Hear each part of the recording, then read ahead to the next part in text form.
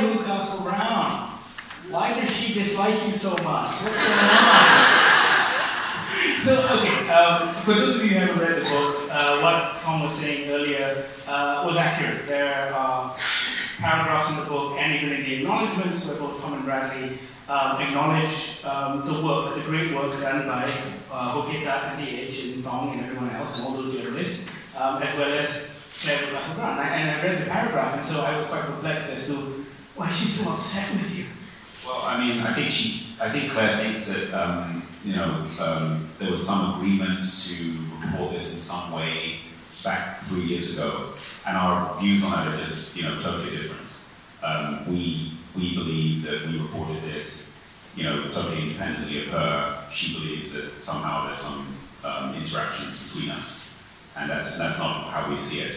And the other thing is, I mean, for those of you who've read the book, Clare Rewcastle-Brown is a extremely positive figure in the book. She, without her work, there would be no 1MDB scandal, right? And without the work of KiniTV at the Edge, I mean, on a scandal of $4.5 billion or maybe $6 billion, there are going to be multiple journalists involved in reporting on it, right? We mentioned Clare and we mentioned The Edge, but there's this book by the guy from KiniTV, right, which says on the blurb, I uncovered the 1MDB scandal, right? So was it him, was it Clare, was it The Edge? Was it Louis' story in the New York Times who wrote the Towers of Silence about journalism? I mean, she was also an on board, and strangely enough, has just joined the Wall Street Journal as a very senior person in New York. So whether who all broke it first, whatever. I mean, Clare clearly played a very central role in it, and that's why in the book she's a very central character. I mean, nobody who's read the book will say she's not. And we show the whole way in which she first got interested in it, which was through the Hollywood angles. And that's very interesting, right? Because it's not just the emails that come out in February 2015, it's this whole way that there was this gossip. Some of you may know this because you're from here. There was this gossip about that film company around the time when The Wolf of Wall Street was coming out. People were in Kuala Lumpur going around saying, well, this company's owned by Visa as is, and it's probably funded by state-donated money, right? So people knew about it. And the thing that she did that was good as a journalist was she sniffed around. She actually went out to Los Angeles, and she found these guys who were the former producers of Dumb and Dumber, who were taking Red Granite to court. And so we show this whole thing in the book and her role. So, I hope this isn't something which will carry on, because we should just be celebrating everybody's work. Basically, I think I've been on media tours. I haven't read that closely what she said, but she said that we put people in danger by publishing some documents.